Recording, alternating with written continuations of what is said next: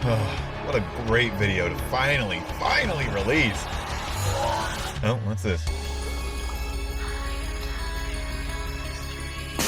What the fuck? We were supposed to get away, Jay! We do our jobs on this planet, and it leaves us alone!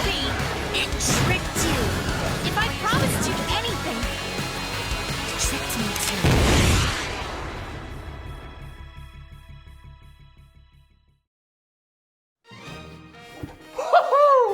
Guess who responded to my previous video? That's right, AJ Burrito himself. Is it Burrito? Have I been saying it right this entire time? I don't actually really know. All I do know is that now I can officially die happy. Thank you very much to AJ Burrito for responding to my previous video. I hope that this video can act as a mending of a lacking I had in my previous video. But first, gotta have my script. And I figured out how to get it double-sided now. I have a one-sided printer, alright? Also, in case I get thirsty, gotta keep hydrated. Cheers. Also, these lyrics won't be needed, it's just, I haven't erased them, bar the Dutch lyrics that were on the other side. I erased them because I needed the whiteboard for its actual original purpose of helping me, you know, with physics bullcrap and all that good stuff. But these are still here just because it's a nice set piece. So why not? With that said, I hope y'all enjoy.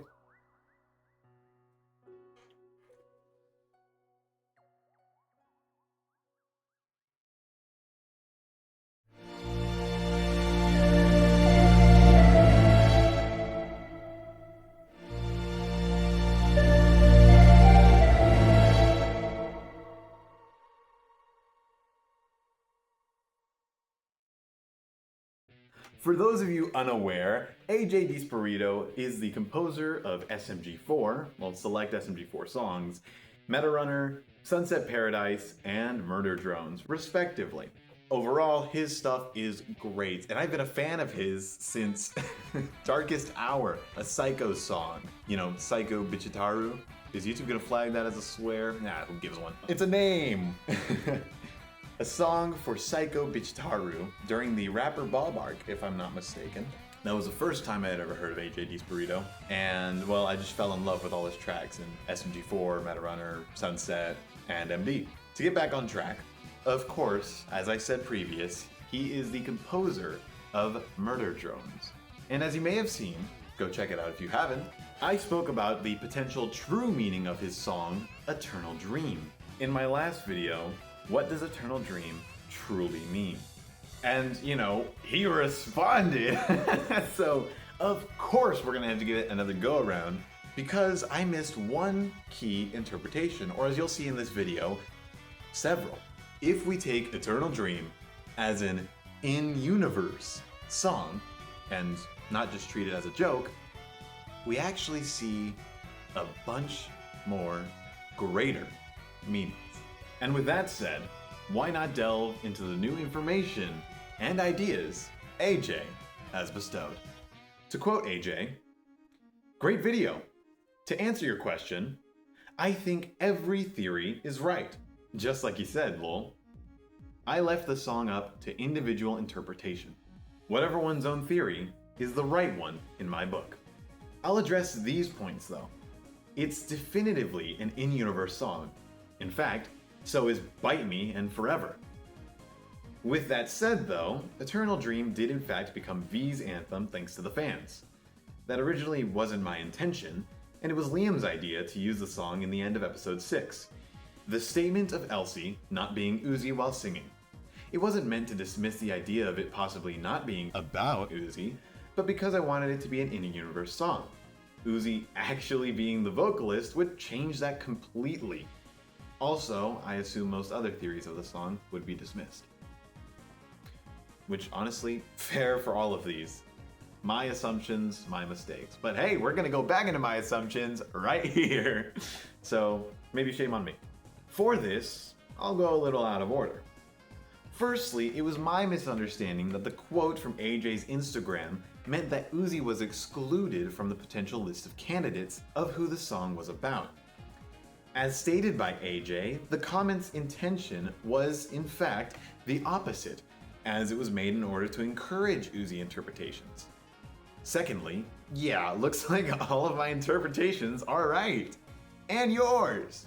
So many wonderful stories can be gleaned from this enigmatic and beautiful song.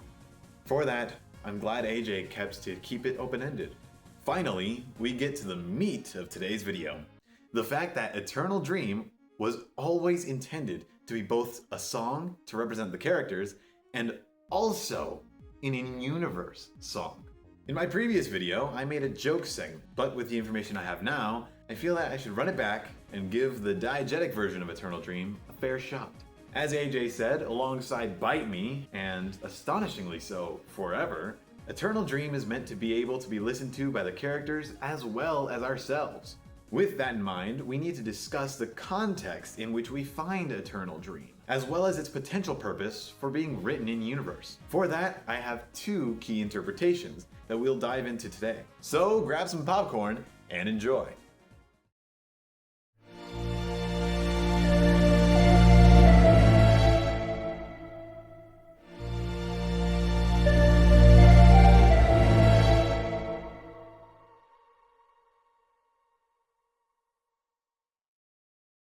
To start off, let us simply dissect Eternal Dream from an unbiased lens, meaning pulling nothing from the show, the characters, or external sources. First, the instrumental. The instrumental starts off with a lone note, soon followed by a symphony that swells with emotion, only to dissipate back into a lone piano note. In the first stanza, we start off with said lone piano with strings and brass that follow, ending off by winds that playfully cap it off. In the second stanza, the instruments go from lighthearted to mellow, which then the instruments rise with power again, leading into the third stanza. The triumph that bleeds from the music palpates the heart that is the lyrics. In the final stanza, the song crescendos with a warm embrace of repetition. The song caps off with the strings fading as the piano ends somberly with the last lyric. Overall, it's as though the instrumental itself represents the struggles of the singer, urging the listener to accompany the singer in her venture of pain, from slow paces to the race of a heart, that pounding of cerise through that wretched gray. This song makes its final stand through it all. In the end, that pounding, that adrenaline, that fight subsides with a melancholic acceptance. Now, onto the lyrics. Frankly, even in spite of not looking at the characters, I still feel that two of my interpretations of Eternal Dream still hold true. Those being V's Lament and Uzi's Solace in N. The former due to a solo perspective, and the latter from a duet perspective. For a more in-depth analysis of each, again, I recommend you watch my previous video on the matter. iCard somewhere up there. However, to summarize both, while we hear a female voice begin to sing, that does not bar the potential of a male character and/or multiple characters within the song. V's Lament, I'll call the Lament of the Lost, and Uzi's Solace in N, I'll call the Solace of the Lovers. Except switch the characters to an unknown female call with an unknown male audience and an unknown female-male call and response. With the original framework out of the way, let's move on to explaining where the song is played.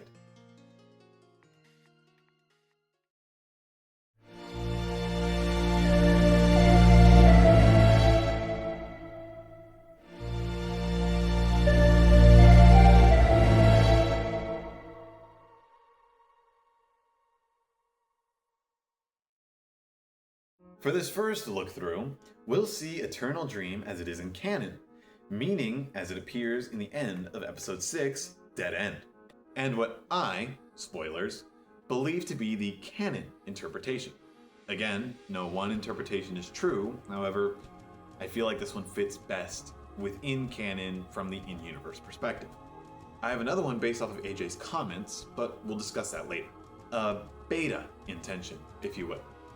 Anyhow, Eternal Dream plays solely in the Cabin Fever Labs desk district, as I'll call it. But why here of all places? Why would an office space's speakers house this melancholic song?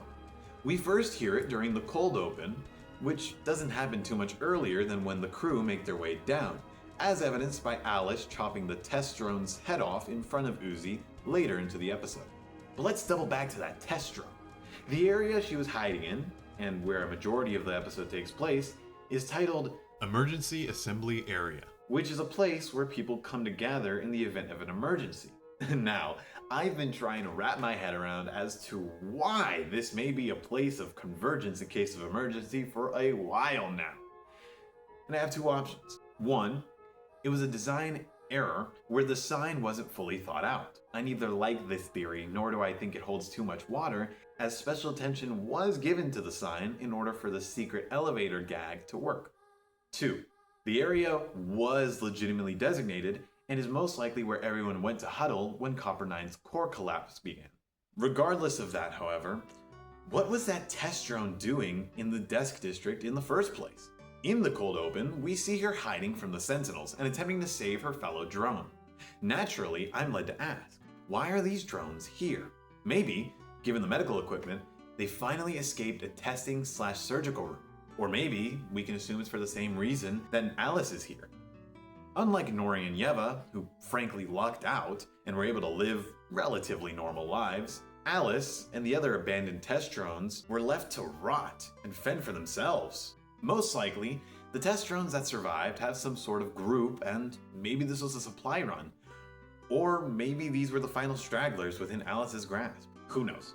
All I know is that Alice grew mad and cannibalistic, leading her to pseudo-taming the Sentinels to do her bidding. That bidding included killing disassembly drones that attempted to enter the labs. I assume these unnamed DDs were sent by Sin in order to kill all remaining potential solver-ridden threats, and Alice's control over the labs and Sentinels kept the DDs at bay. Regardless of that all, why am I saying this? I do this to paint the importance of the desk district. This was a place that most likely housed human staff that ran calculations and surveillance for the labs and its operations. So why would it play here? To play here, well, it could either be the Lament of the Lost or the Solace of the Lovers. I feel that at this point in the story, the Lament of the Lost is more fitting. As stated previously by AJ, it wasn't his intention for Eternal Dream to be a V song, and that it was Liam's idea to use a song for the ending of 6. This implies that Eternal Dream's meaning has indeed changed, which is what I'll discuss later. But this could be a typical song played in a workplace akin to that of Walmart radio, except an actually good song is playing. Maybe the people of Copper 9 wanted to bring with them a hit from back home, something to remind them of it. Alternatively, this could have been made recently on Copper 9 instead. And by recently, I mean when the humans were still around. To which, it got popular enough to be syndicated on radio. Now, why would it still be played in the present day of the show, 3071? Most likely, this was the last song humanity ever heard, in that distortion and looping comes from the core collapse, messing up whatever wiring or electronics was playing the song. That's why Eternal Dream plays diegetically. It serves as the last remnant of humanity that persisted after its end. You could even extrapolate an extra bonus meta reading of Eternal Dream out of this. The speaker being humanity, the audience being the cold and uncaring universe, the body/warm/essence being the drones, the calling being the warnings of the solver and a yearning to be remembered, the freedom wished for being freedom of torment and pain, the final stanza being a wish to return to life, and the dream being the effects that bleed from man-made corruption and creation. Humanity can't end the nightmare that is the solver. But maybe, just maybe, their successors can. The song, in a meta way, gains the meaning of a long, dead empire, repentful of the suffering it has allowed to bleed out. The same suffering that killed it. Like V, humanity is an angel of death that carries its lustful blade to cull all it deems to devour. Too late did they realize their atrocities' implications. And just like V, the only way they can stop their nightmares is to end themselves. V, honorably. Humanity, shamefully. With all that said, that's Eternal Dream during its canon placement. But what about its original intentions?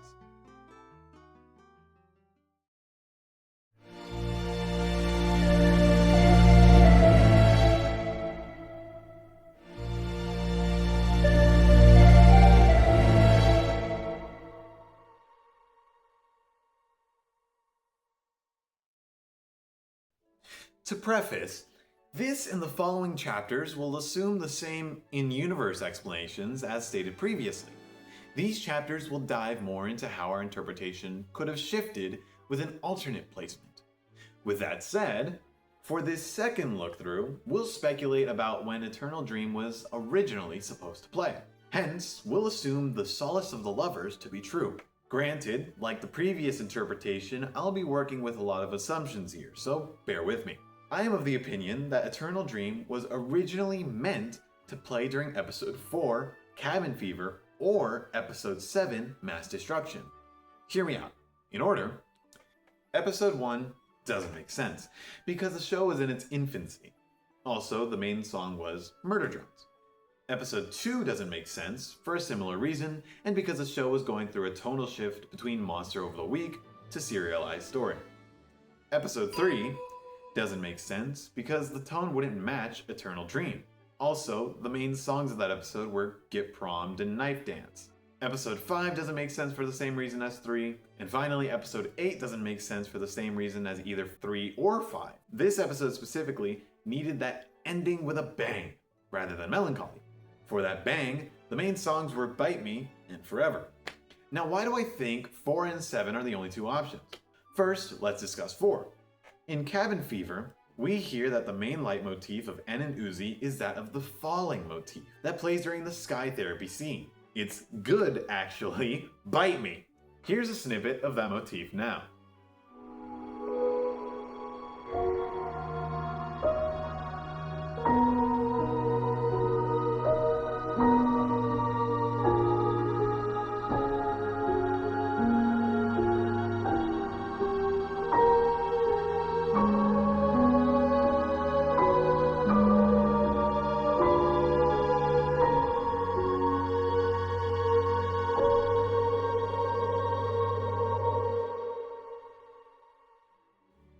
Now, very astute viewers, or listeners rather, of the show may remember that this isn't actually the first instance of the falling, as I'll call it, motif in MD, but in fact, the second.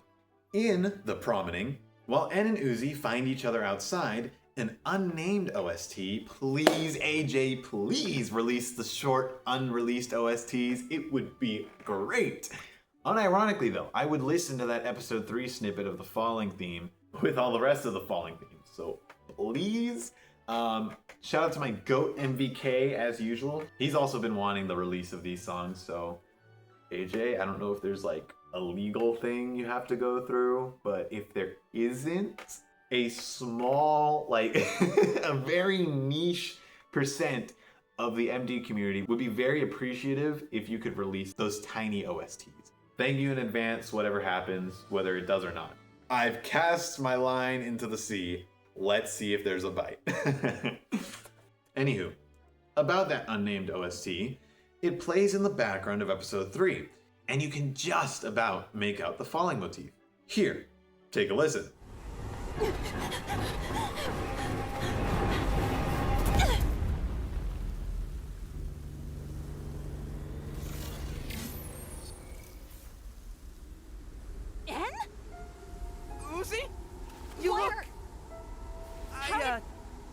I think something bad. I could help, but you probably don't want me. No, I could use the help of you being there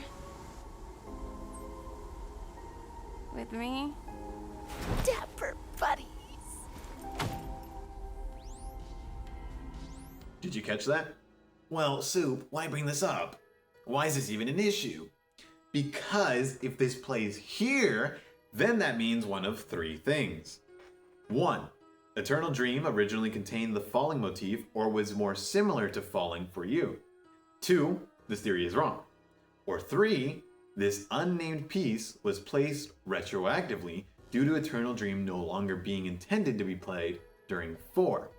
As we can see, clearly there's a precedent for a song to play before its debut episode in the case of Falling for You. So the idea that a prelude to Eternal Dream was thought up of before its proposed replacement isn't too out of the realm of possibility. Now this would affect other pieces such as Huggy Wuggies in 6, Die Mad in 7, we'll get to that, and Falling With You in 8, as they'd all either stay the same due to this hypothetical beta Eternal Dream being a combo of it and Falling for You, or the future songs would be variations of Eternal Dream akin to how Eternal Destroyer was in 8. In the case of 4, I feel that Eternal Dream would have played during the Sky Therapy scene. This is because, thematically, it works with the Uzi's Transformation Terror interpretation from the previous video. In Cabin Fever, we see Uzi degenerate further due to the solver and fear more and more for her life and those of the ones she loves. This call and response duet rendition of the song, akin to the duet on the channel, check it out on the iCard above, again, wherever it is, would show the interplay between Uzi's insecurity and N's support. The interplay of a girl falling with her iridescent moon. With all that said, here's a hypothetical what if in which Eternal Dream replaced Falling for You. Roll the clip.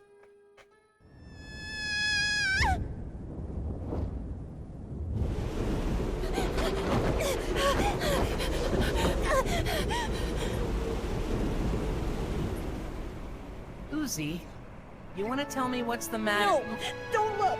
I'm gross and eating people and stuff. Yeah, we'll figure that part out.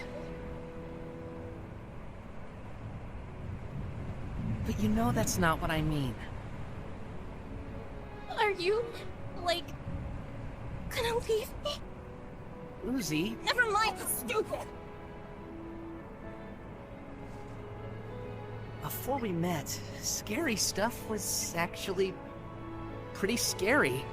And tonight too, because you weren't with me to make it fun somehow. I kind of forgot what that was like. Same. Then we'll stick together! Don't fucking touch it! Plus, my voice is more like...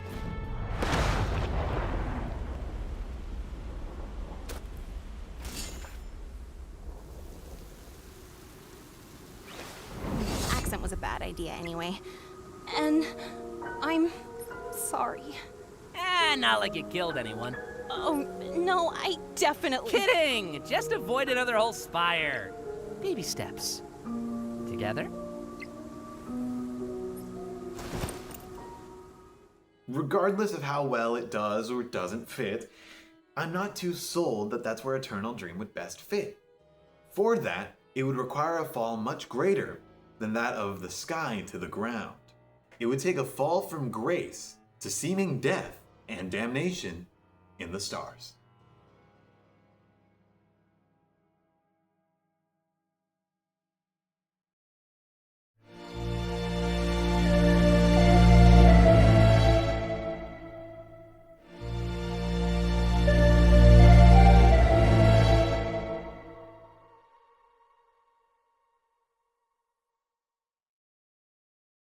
For this third and final look through, we'll continue the thought process of the previous chapter, but delay Eternal Dream to it playing during episode 7, Mass Destruction. For much the same reasons that I believe 4 to be a worthy candidate, I believe the same reasons apply to 7.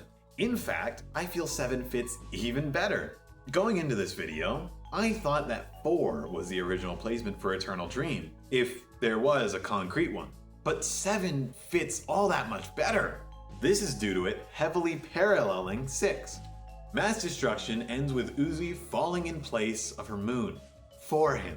She sacrifices herself in an inverse way to V. V stayed up top while those she protected plummeted further down. Uzi plummeted while the one she protected stayed up top. Thematically, the two sister scenes share a lot in common, meaning that Eternal Dream could fit right into the ending of 7.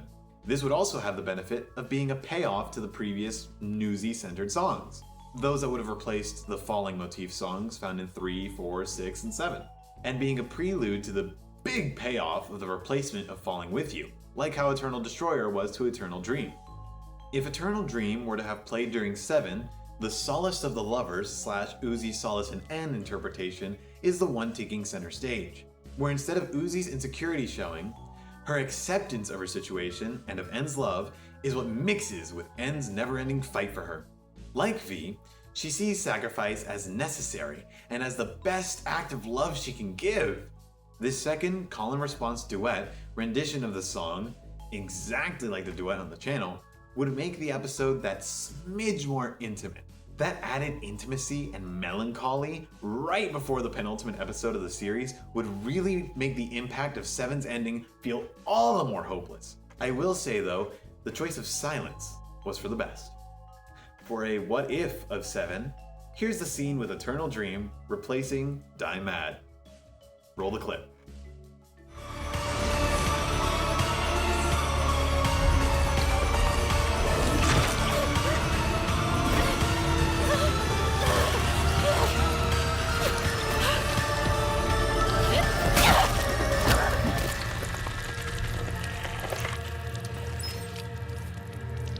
Hey. Thanks for, like...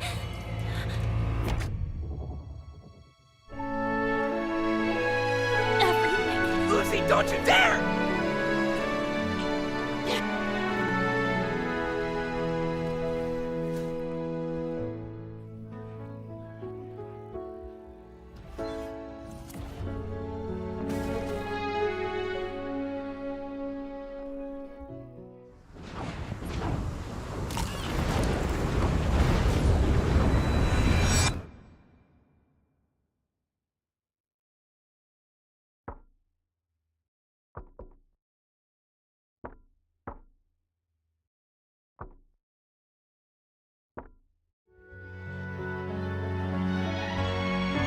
Can you set me free?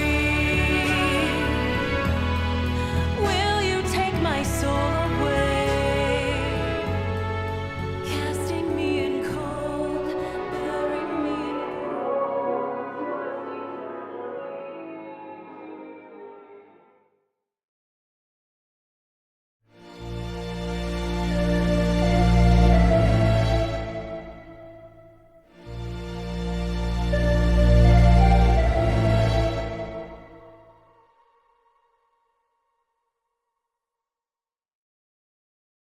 Overall, while brushed off as a gag during the first video, Eternal Dream's in-universe explanation and its placement variation is fascinating to think about. While AJ has expressed that Eternal Dream always was and forever is meant to be nebulous, enigmatic, and that every interpretation has its place, my personal interpretation of each is as follows. Its reason for creation in universe is to tell a very human tale, very similar to that of V's Lament and Uzi's Solace in N, just with anonymous singers. The former, the longing for a love lost, and the latter, the sharing of consummate love in spite of adversity.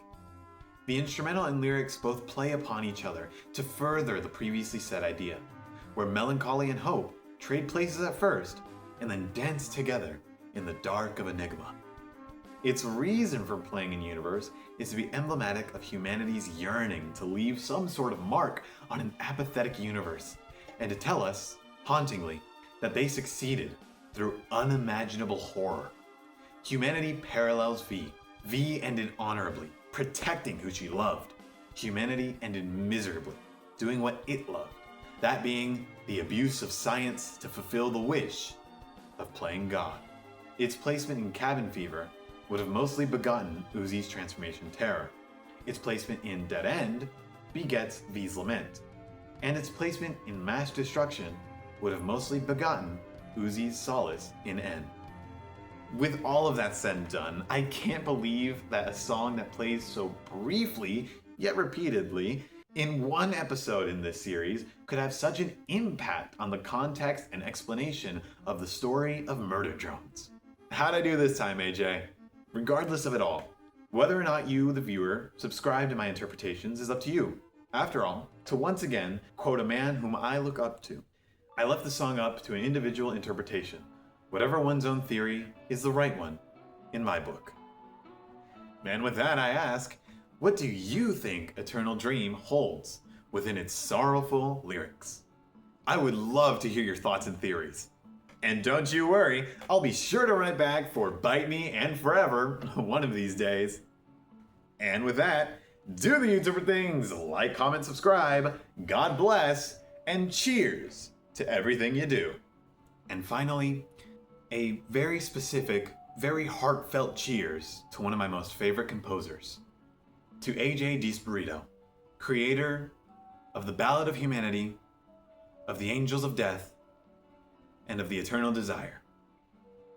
Thank you for everything you do.